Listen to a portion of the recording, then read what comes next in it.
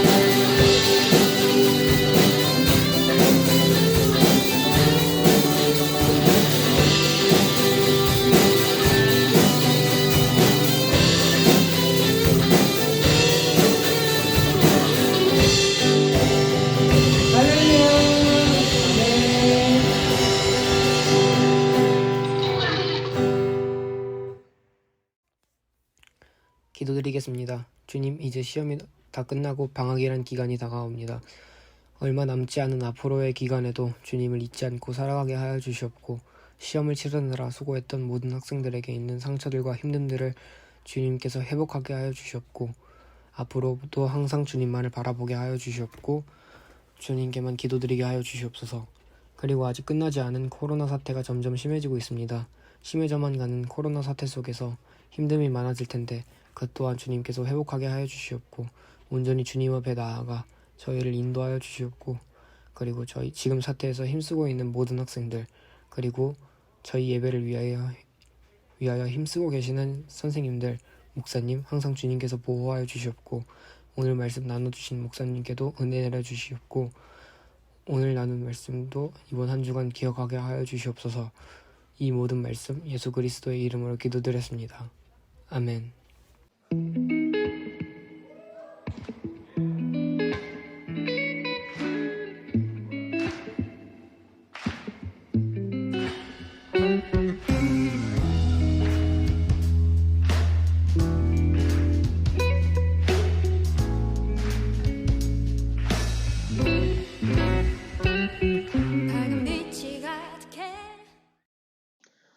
오늘 하나님께서 우리에게 주시는 말씀은 스바냐 2장 1절부터 3절까지입니다.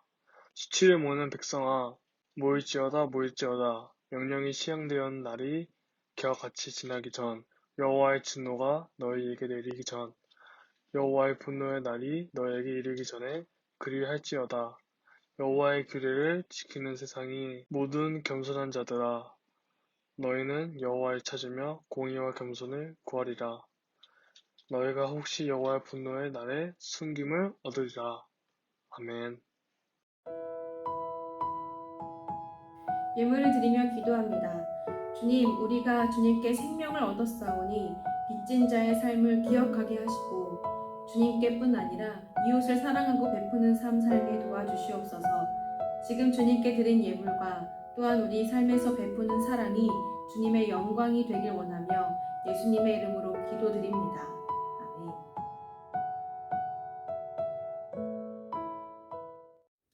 푸른 초장 안녕, 만나서 반갑습니다. 오늘은 뭔가 새로워 보이죠? 코로나19로 아마 온라인에 지겨웠을 여러분들을 위해서 변화를 좀 줘봤어요. 코로나 확진자 수가 늘어가면서 이제 4단계 발표가 되었는데요. 그러면서 우리 청소년부에서 했었던 소그룹 모임들, 기도의 모임이든지 찬양단 연습이라든지 기타라든지 워시팀 모임이 어렵게 되었어요. 아쉬운 마음이 굉장히 크지만 우리 하반기 양육 열리니까 온라인으로라도 계속 하나님께 나아갈 수 있는 많은 기회들을 여러분들이 누릴 수 있기를 바랍니다. 여러분, 지금 혹시 보이세요? 느껴지십니까? 예배하는 이 시간 예수님께서 얼마나 여러분을 사랑스러운 눈빛으로 바라보고 계신지 말이죠. 이 사랑에 힘입어 다시 지친 몸을 일으킬 수 있기를 축복합니다.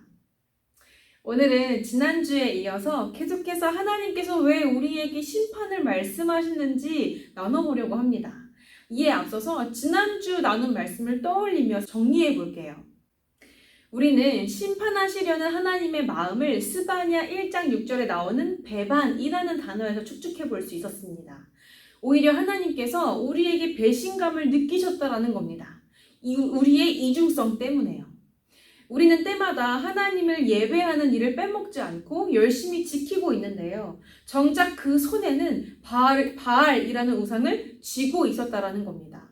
하나님께 예배를 드리고 그 자리를 돌아서서는 전혀 하나님을 의지하지도 또 의식하지도 않은 채 다른 기준을 따라 살아갔다라는 것이죠. 그것이 무엇이든지 하나님은 이것을 바알, 곧 우상이라고 말씀하십니다. 하나님은요, 우리를 너무나 친밀한 관계로 바라보고 계시기 때문에 사랑하는 나의 딸이, 사랑하는 나의 아들이 남남인 것처럼 하나님을 외면하며 살아가는 것을 배반으로 느끼셨다는 것이죠. 오늘은 스바냐 2장 3절 말씀을 통해서 하나님께서 심판을 말씀하시는 이유가 무엇인지 더 알아보려고 합니다. 먼저 함께 읽어볼게요. 여호와의 규례를 지키는 세상의 모든 겸손한 자들아, 너희는 여호와를 찾으며 공의와 겸손을 구하라. 너희가 혹시 여호와의 분노의 날에 숨김을 얻으리라. 아멘. 이 말씀에서 우리는 하나님께서 심판하시겠다 말씀하신 이유 두 가지를 발견할 수 있습니다. 하나는 우리가 여호와를 찾지 않는다라는 것이고요. 또 하나는 우리가 공의와 겸손을 구하지 않는다는 겁니다.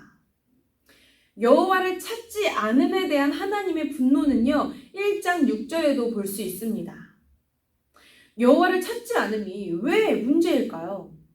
그 정답을 우리는 창세기에서 알 수 있습니다. 하나님께서 이 세상 모든 것의 주인이시기 때문이죠. 우리는 욥기서에도 같은 말씀을 볼 수 있어요. 온 천하에 있는 것이 다 내 것이니라. 아멘. 세상 모든 것, 모든 생명의 주인이 본래는 하나님이시라는 거죠. 하나님은 우리에게 이 생명을 누릴 권한과 자유를 주신 겁니다. 그러니까 우리가 삶이라는 생명을 누리도록 하나님께 권한과 자유를 받은 것이지 본래 이 생명 자체가 내 것이 아님을 잊으면 안 된다는 겁니다. 그렇지 않으면 맡겨진 것임을 잃고 내 것인 양, 내 생명인 양 주어진 시간을 함부로 살아가기 때문입니다. 그래서일 거예요. 예수님께서 우리에게 비유로 말씀하시고 가르치실 때 빚진 자에 대한 비유를 굉장히 많이 말씀하시는 이유 말입니다. 대표적인 비유는 마태복음 18장에 나오는 10,000달란트 빚진 자와 100데나리온 빚진 자에 대한 말씀이겠고요. 마태복음 21장 33절에는 이런 비유도 있습니다. 집 주인이 포도원을 농부들에게 맡기고 잠시 떠났다가 그 땅에 열매를 거둘 때가 되어서 주인이 거둔 열매를 받으려고 종을 보내고 또 더 보내고 또 주인의 아들까지 보냈음에도 오히려 농부들이요, 주인이 보낸 자들을 때리고 돌로 치며 죽이기까지 합니다. 이에 예수님이 묻죠. 그러면 포도원 주인이 올 때에 그 농부들을 어떻게 하겠느냐? 마태복음 25장에는 주인이 타국으로 떠나기 전에 종들에게 그 종들이 가진 능력대로 주인의 소유를 맡기고 떠나는 비유가 나옵니다. 각 5달란트, 2달란트, 1달란트를 주었는데 주인이 돌아와서 보니 5달란트 받은 이는 5달란트를 남겼고 2달란트 받은 이는 2달란트를 남겼는데요. 1달란트 받은 이는 그것이 주인의 것이기 때문에 그냥 땅에 묻어뒀다라고 하면서 1달란트만을 당신의 것이라며 내밉니다. 이에 노한 주인이요, 그에게 있던 1달란트마저 빼앗아 다른 이에게 주죠. 이 모든 비유를 생각해 보면요, 모두 주인에게 돈이든지 포도원이든지 무엇이든지 빚을 지고 있었다라는 것을 알 수 있습니다. 그러나 빚진 것을 잊고 자기 것인 양 행동하는 이런 종들을 주인이 책망하는 것을 볼 수 있죠. 그런데 바울이요, 우리에 대해서 이렇게 말합니다. 그러므로 형제들아, 우리가 빚진 자로 돼 육신에게 져서 육신대로 살 것이 아니니라. 우리가 바로 그 주인에게 빚을 진 종들이라는 겁니다. 생명이라는 빚 말이죠. 그러므로 우리가 내 인생이라고 말하면서 내 마음대로 내 생각만 하며 살 수 없는 것은요, 이 생명의 주인이 본래 하나님이시기에 그렇다라는 겁니다. 목사님이 잘 알고 지내는 한 선교사님이요, 이 선교지에서의 일상을 페이스북 글에 올리시곤 하는데 그 중에 감동이 되는 내용이 있어서 함께 나누려고 합니다. 우리나라와 달리 외국에 나가면 차가 반드시 필요하죠. 그런데 재정 상황이 좋지 않아서 차는 필요하지만 어떻게 할까 고민하고 있던 중에 이미 그곳에서 선교하고 계셨던 한 선생님께서 1년간 안식년을 갖기로 하면서 이 1년 동안 차를 쓸 수 있게끔 빌려주셨다라고 합니다. 그런데 한국에 계실 때도요, 누군가의 도움으로 2년 4개월 동안을 그 차를 빌려 탄 적이 있으셨다고 해요. 감사한 일이죠. 차를 살 엄두는 나지 않았고 그러나 생활을 위해서는 차가 필요했던 때였으니까요. 그런데요, 그렇게 빌려 타다 보니까 어떤 면에서는 다소 부담스러운 면도 있었다라는 겁니다. 빌려준 분에게 피해를 주지 않기 위해서 차에 어떠한 손상도 나지 않게 더 열심히 관리해야 하고 더 조심히 타야 했으니까 말입니다. 그런데 생각해 보니까요, 빌린 것이 차뿐만은 아니었다는 생각이 들었다는 거예요. 누군가의 도움, 누군가의 후원으로 선교하고 있는 상황에서 나의 삶 자체도 빌려 쓰고 있는 건지도 모르겠다라는 생각이 드셨다는 거죠. 빌린 것이기 때문에, 빚진 것이기 때문에 어떤 일이 생각보다 잘 되지 않더라도요, 문제가 생기더라도요, 살아있다는 것 자체로 감사하게 되고, 조심하게 되고, 겸손하게 되고, 더 아껴주게 되고, 더 바르게 살게 된다라고 그렇게 고백하는 글을 보게 되었습니다. 출애굽했던 이스라엘 민족에게 아주 주요한 절기 중에 하나가 유월절이었어요. 유월절이란 하나님께서 이스라엘이 애굽에서 탈출할 수 있도록 이 애굽에 10가지 재앙을 내리시는데요. 그중 마지막 재앙이 모든 첫째 난 것의 죽음이었습니다. 그러니까 각 가정의 맏아들, 각 가정의 첫째 난 가축들, 이 모든 첫째 난 것들의 죽음의 재앙을 내리셨다는 겁니다. 그런데 하나님께서 말씀하셨어요. 그러나 이들 중에 내 말을 듣고 어린 양을 잡아서 그 피를 문설주에 바른 이들의 집은 내가 넘어가리라. 이 넘어가겠다라는 말에서 유월절을 패스오버이라고 하는데요. 이 말씀처럼 하나님의 말씀대로 행한 사람들은요, 이스라엘 민족뿐 아니라 애굽인까지도 죽음을 피할 수 있었습니다. 이스라엘 민족은 이렇게 애굽을 탈출한 후에도 가나안 땅에 들어가 정착한 상황에서도 계속해서 이 유월절기를 지켰는데요. 그 이유는 그들이 하나님께 생명을 빚졌다라는 것을 기억하기 위함이었습니다. 우리는 애굽에서 탈출한 이스라엘의 역사나 유월절 사건과 상관이 없으니 빚진 건 아닐까요? 십자가에서의 죽음을 앞두셨던 예수님은요, 제자들과 유월절기에 만찬을 나누셨습니다. 그리고 그 만찬에 준비된 빵과 포도주를 제자들에게 나눠주시면서 이렇게 말씀하셨죠. 이 빵은 너희를 위하여 주는 내 몸이라. 이 잔은 내 피로 세우는 새 언약이니 곧 너희를 위하여 붓는 것이라. 아멘. 예수님의 피 흘림, 곧 십자가에서 죽으심이 우리 몸과 피, 곧 생명을 위한 일이셨다라는 겁니다. 예수님이 흘리신 피로 우리에게 임한 죄의 죽음을 넘어가게 하신 것이죠. 그렇게 우리가 죄로 가득한 멸망의 삶이 아닌 예수님의 생명으로 새로운 삶을 얻게 되었기 때문에 빚졌음을 기억하고 빌려 쓰는 삶임을 기억하며 감사함으로, 겸손함으로, 주의함으로 올바르게 살아가려는 겁니다. 그러나 이스라엘은요, 유월절을 지키면서도 놓치고 살았어요. 빚진 자로서 겸손하게 바르게 사는 것을, 곧 공의와 겸손을 구하며 살아야 하는 것을 놓치고 말았습니다. 주인이 포도원을 맡겼는데요, 그 열매를 주인에게 내어주지 않아요. 아니, 아예 수확도 제대로 하지 않습니다. 주인이 달란트를 맡겼는데요, 그 돈을 관리하지 않아요. 주인에게 10,000달란트를 빚졌는데 갚지 않아도 된다라는 은혜를 받았는데도 이것에 60만 분의 1도 되지 않은 돈을 빌린 사람에게는 긍휼을 베풀지 않고 그 사람을 오히려 때려 그 돈을 받아내려고 합니다. 이런 모습은요, 다름 아닌 우리가 빚진 줄도 모르고 살 때의 우리의 모습을 말해줍니다. 겸손하지도 않고 공의롭지도 않은 모습 말이죠. 이런 삶을 2장 15절은 이렇게 표현합니다. 오직 나만 있고 나 외에는 다른 이가 없다. 내 생명이 빚진 것이라고 하면요, 뜻대로 되지 않는 일이 있다 하더라도 살아있는 것 자체로 감사할 겁니다. 속상한 마음이 들어도 아직 내게 삶이 있다는 것에 겸손한 마음으로 다음 스텝을 준비할 겁니다. 그러나 내 삶이라고, 생명이 내 거라고 생각하니까요, 뜻대로 되지 않는 일에 대해서 분노하고 좌절하기도 하고요, 이로 누군가를 탓하거나 추궁하기도 합니다. 또 내 생명이 빚진 것이라고 하면요, 어떤 일이 잘 될 때에 이 모든 일을 경험할 수 있도록 생명을 빌려주신 이에게 감사할 거고요, 내가 은혜를 입은 것처럼 나로 인해 누군가도 은혜를 받을 수 있도록 베품이 마땅한 준비된 삶을 살 겁니다.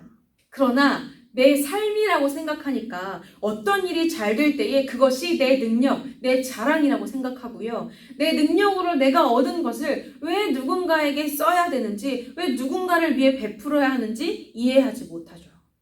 그렇기에 하나님을 믿는 나라, 하나님을 섬기는 나라, 하나님의 인도함을 받는 나라임에도 이스라엘이 타락했던 겁니다. 하나님께 예배를 드리면서도 그 손에는 바알이 쥐어져 있고, 누군가는 배부르게 살고 있지만 한편에는 굶주림으로 죽어가는 사람들이 있고, 누군가는 넘치는 소유로 즐거워하지만 한편에는 최소한의 옷도 집도 구할 수 없어서 헐벗은 소외된 이가 존재하는, 그렇게 하나님이라는 이름과 이미지에 전혀 맞지 않은 이름만 하나님 나라인 틀어진 나라가 존재하게 된다는 겁니다.